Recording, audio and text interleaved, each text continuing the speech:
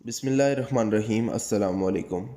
इमामुल औलिया शेख अब्दुल कादिर जिलानी रहमतुल्लाह अलैह का एक काफ़िले की अपने नालैन मुबारक से गैबी मदद की करामत का एक वाक़या सुनाने जा रहा हूँ।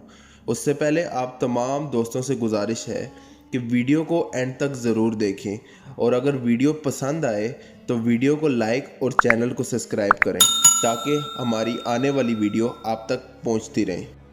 हज़रत अब्बू शेख अब्बू मोहम्मद अब्दुल हक रहमतुल्लाह अलैह और हज़रत अब्बू उमर सदीकी रहमतुल्लाह अलैह बयान फरमाते हैं कि एक मरतबा हम 3 सफ़र बेरोज़ मंगल हजूर गौसे आज़म रहमतुल्लाह अलैह की खिदमत अक़दस में आपके मदरसे में हाजिर थे कि हमारे सामने आप रहमतुल्लाह अलैह ने उठकर वज़ू किया और 2 रकत नमाज अदा फरमाई। जब नमाज पढ़ चुके तो अचानक नारा बुलंद किया और अपनी लकड़ी की एक नाल पाक इस ज़ोर से हवा में फेंकी कि ऊपर जाते ही वो नाल पाक हवा में गायब हो गई। इसके साथ ही आप रहमतुल्लाह अलैह ने दूसरी नाल पाक को भी हवा में फेंका और वो भी हवा में जाकर गायब हो गई। इसके बाद आप रहमतुल्लाह अलैह इत्मीनान से तशरीफ़ फरमा हो गए।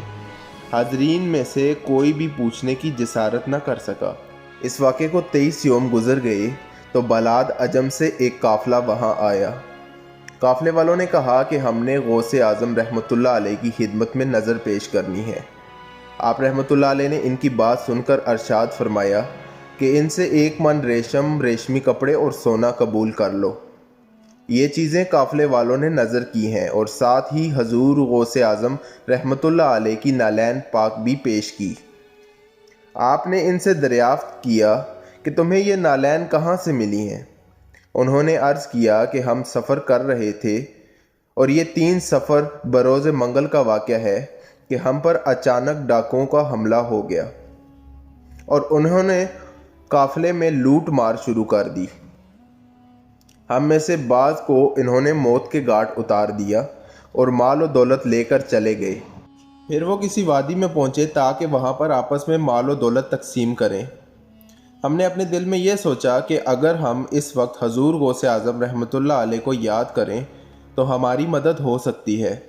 चनाचा हमने आप रहमतुल्लाह अलैह के लिए फ़ौरी तौर पर नज़र मान ली। इसके बाद हमें 2 ज़बरदस्त नारों की आवाज़ें सुनाई दी जिसकी हिब्बत से सारी वादी गूंज उठी। इसी सना में हमने देखा कि 2 डाकू हमारी तरफ आ रहे हैं। हमने समझा कि शायद ये कोई और डाकुओं का गिरोह है जो हमें लूटने के लिए आ रहा है।